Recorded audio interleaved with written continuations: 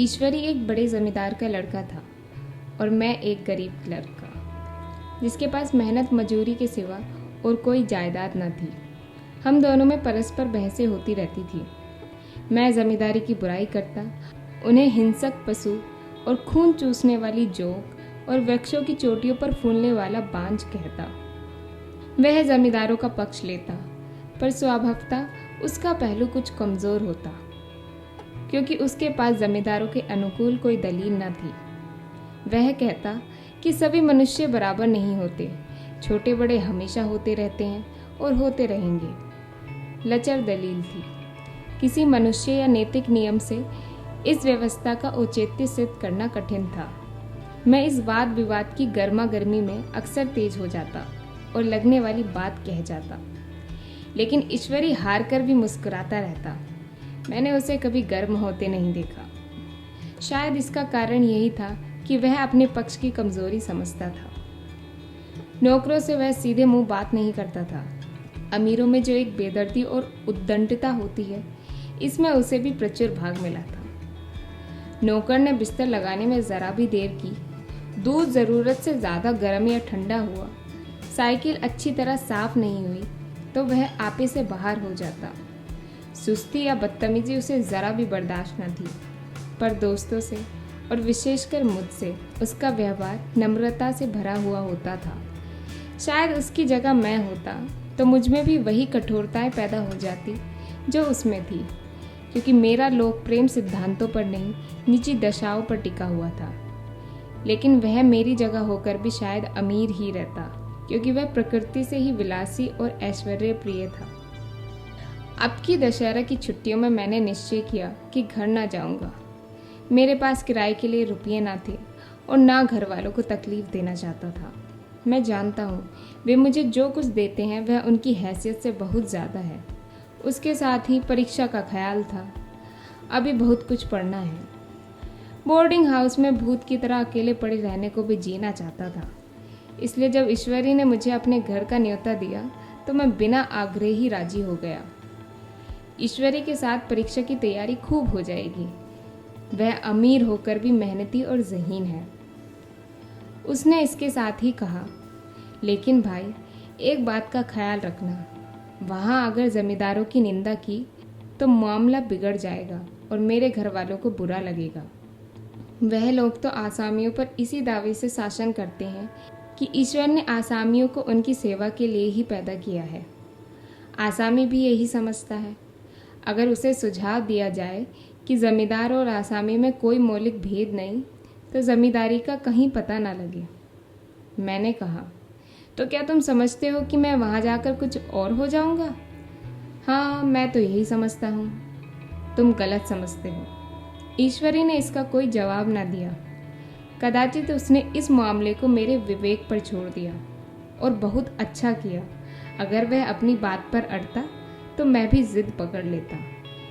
Second class तो क्या, मैंने कभी इंटर क्लास में भी सफ़र न किया था।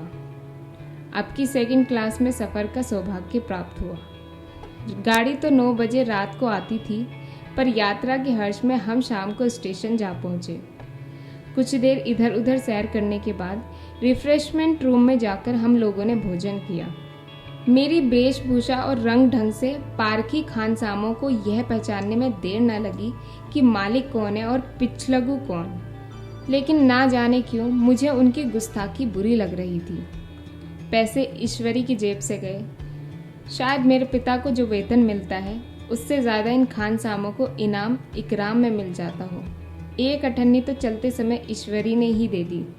फिर भी मैं उन सबों से उसी तत्परता और विनय की अपेक्षा करता था जिससे वे ईश्वरी की सेवा कर रहे थे।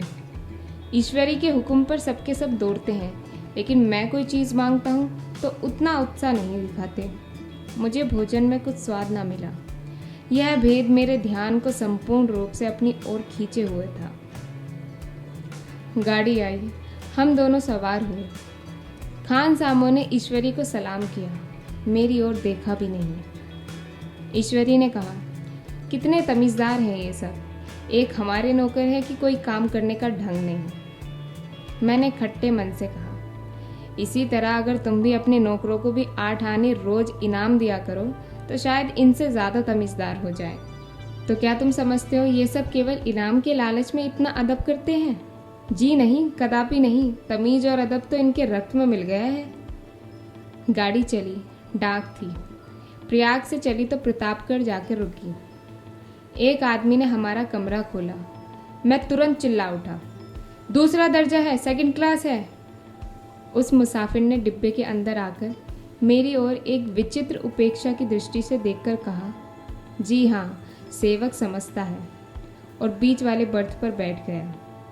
मुझे कितनी लज्जा आई कह नहीं सकता। भोर होते होते हम लोग मुरादाबाद पहुँचे। स्टेशन पर कई आदमी हमारा स्वागत करने के लिए खड़े थे। 2 भद्र पुरुष थे, 5 बेगार। बेगारों ने हमारा लगेज उठाया। दोनों भद्र पुरुष पीछे पीछे चले। एक मुसलमान था, रियासत अली, दूसरा ब्राह्मण था, राम हरक। दोनों ने मेरी ओर अपरिचित नेत्रों से देखा, मानो कह रहे हैं, तुम कोए होकर हंस के साथ कैसे? रियासत अली ने ईश्वरी से पूछा, यह बाबू साहब क्या आपके साथ पढ़ते हैं? ईश्वरी ने जवाब दिया, हाँ, साथ पढ़ते भी हैं और साथ रहते भी हैं। यूँ कहिए कि आप ही की बदौलत में इलाहाबाद में पड़ा हुआ हूँ, नहीं कब का लखनऊ चला आया होता। अब कि मैं इन्हें घसीट लाया। इनके घर से कई तार आ चुके थे, मगर मैंने इनकारी जवाब दिलवा दिए। आखिरी तार तो अर्जेंट था, जिसकी फीस 4 आने प्रति शब्द है, पर यहाँ से भी उसका जवाब इनकारी ही गया। दोनों सज्जनों ने मेरी ओर चकित नेत्रों से देखा, आतंकित हो जाने की चेष्टा करते जान पड़े। रियासत अली ने अर्धशंका के स्वर में कहा, लेकिन आप बड़े सादे लिबास में रहते हैं। ईश्वरी ने शंका निवारण की, महात्मा गांधी के भक्त हैं साहब, खद्दर के सिवा कुछ पहनते ही नहीं, पुराने सारे कपड़े जला डाले। यूं कहो कि राजा हैं। 2.5 लाख सालाना की रियासत है, पर आपकी सूरत देखो तो मालूम होता है अभी अनाथालय से पकड़कर आए हैं। राम हरक बोले, अमीरों का ऐसा स्वभाव बहुत कम देखने में आता है, कोई भाप ही नहीं सकता। रियासत अली ने समर्थन किया, आपने महाराजा चांगली को देखा होता तो दांतों तले उंगली दबाते। एक गाड़ी में मिर्जाई और चमरोदे जूते पहने बाजारों में घूमा करते थे। सुनते हैं एक बार बेगार में पकड़े गए थे और उन्हीं ने 10 लाख से कॉलेज खोल दिया।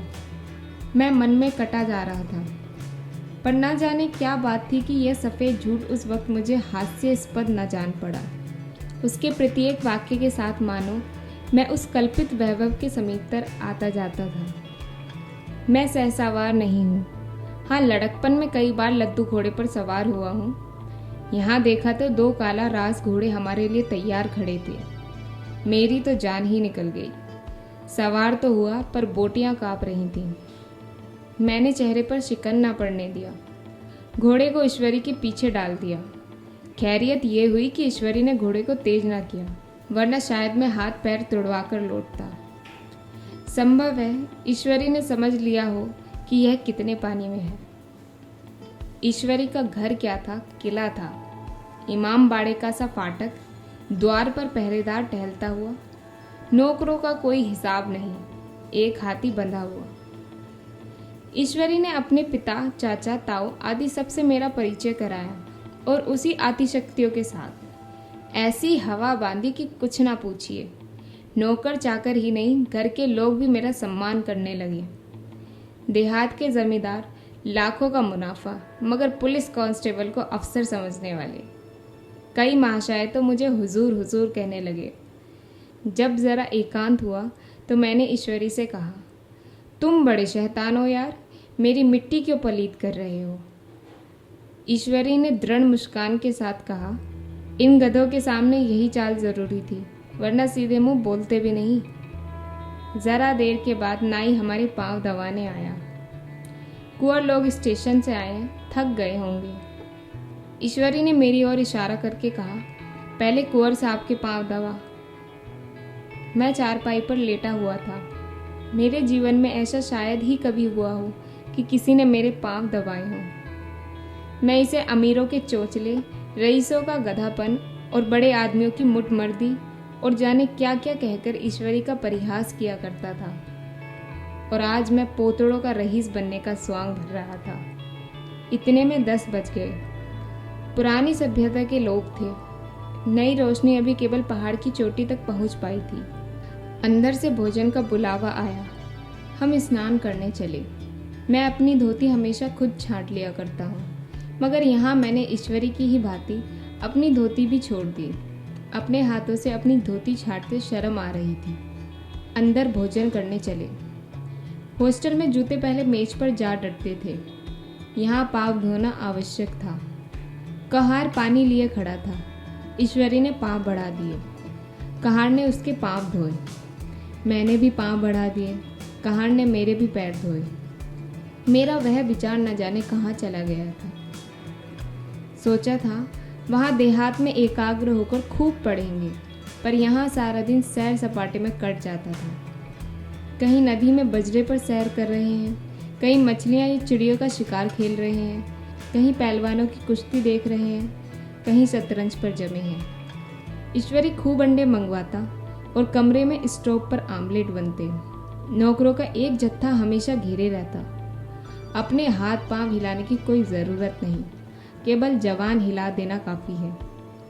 नहाने बैठो तो आदमी नहलाने को हाजिर, लेटो तो आदमी पंखा झलने को खड़े। मैं महात्मा गांधी का कुंवर चेला मशहूर था। भीतर से बाहर तक मेरी धाक थी। नाश्ते में ज़रा भी देर न होने पाए, कहीं कुंवर साहब नाराज़ ना हो जाए।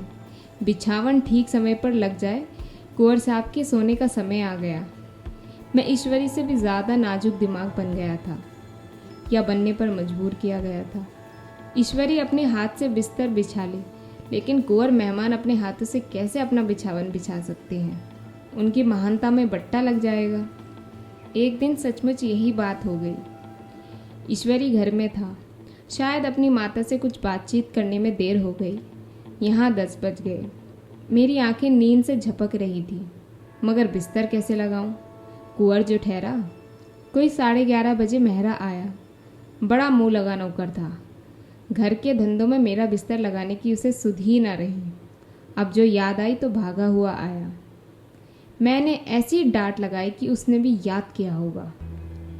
ईश्वरी मेरी डांट सुनकर बाहर निकल आया और बोला, तुमने बहुत अच्छा किया। यह सब हरामखोर इसी व्यवहार के योग्य हैं। इसी तरह ईश्वरी एक दिन एक जगह दावत में गया हुआ था।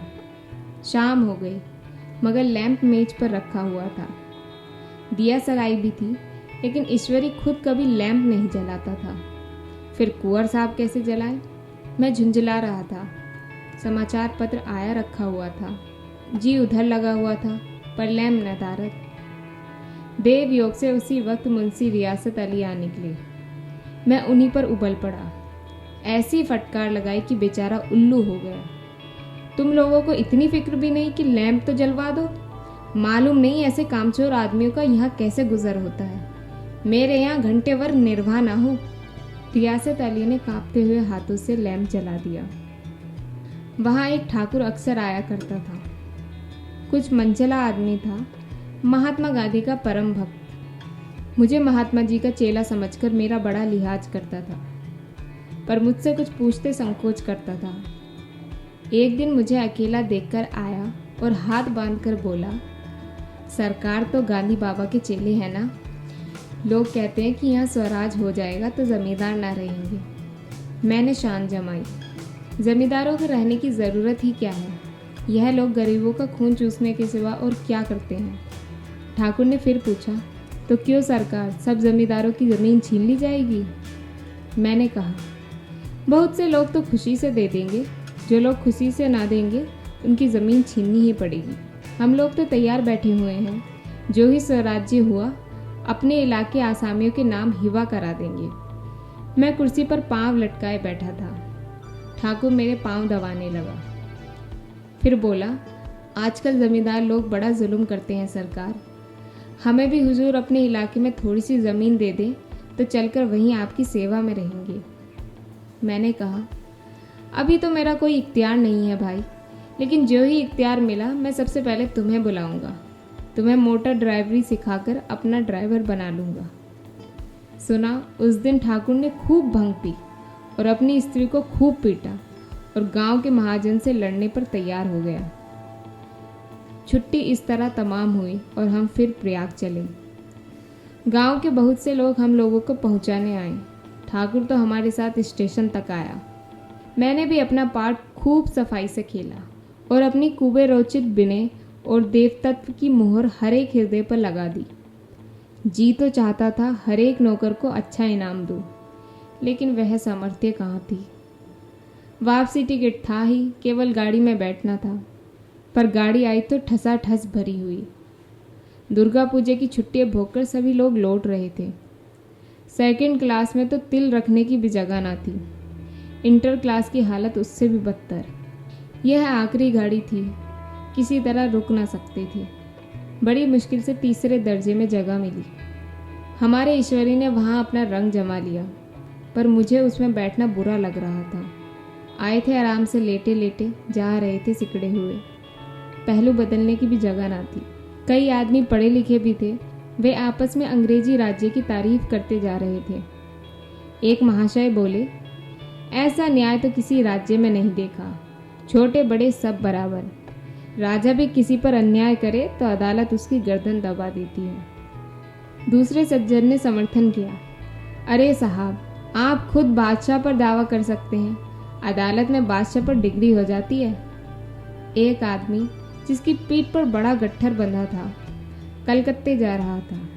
कहीं गठरी रखने की जगह ना मिलती थी, पीठ पर बांधे हुआ था। इससे बेचैन होकर बार बार द्वार पर खड़ा हो जाता। मैं द्वार के पास ही बैठा हुआ था। उसका बार बार आकर मेरे मुंह को अपनी गठरी से रगड़ना मुझे बहुत बुरा लग रहा था। एक तो हवा यूं ही कम थी, दूसरा उस गवार का आकर मेरे मुंह पर खड़ा हो जाना मानो मेरा गला दबाना था। मैं कुछ देर तक जब्त किए बैठा रहा। एकाएक मुझे क्रोध आ गया। मैंने उसे पकड़कर पीछे धकेल दिया और 2 तमाचे जोर जोर से लगाए। उसने आंखें निकालकर कहा, क्यों मारते हो बाबूजी, हमने भी किराया दिया है। मैंने उठकर 2-3 तमाचे और जड़ दिए। गाड़ी में तूफान आ गया। चारों ओर से मुझ पर बौछार पड़ने लगी। अगर इतने नाजुक मिजाज हो तो अव्वल दर्जे में क्यों नहीं बैठे? कोई बड़ा आदमी होगा तो अपने घर का होगा। मुझे इस तरह मारते तो दिखा देता। क्या कसूर किया था बेचारे ने? गाड़ी में सांस लेने की जगह नहीं, खिड़की पर जरा सांस लेने खड़ा हो गया तो उस पर इतना क्रोध। अमीर होकर के आदमी अपनी इंसानियत बिल्कुल खो देता है। यहाँ भी अंग्रेजी राज है जिसका आप बखान कर रहे थे। एक ग्रामीण बोला, दफ्तरन में घुसन तो पावत नहीं, उस पर इतना मिजाज। ईश्वरी ने अंग्रेजी में कहा, what an idiot you are. और मेरा नशा अब कुछ कुछ उतरता हुआ मालूम होता था।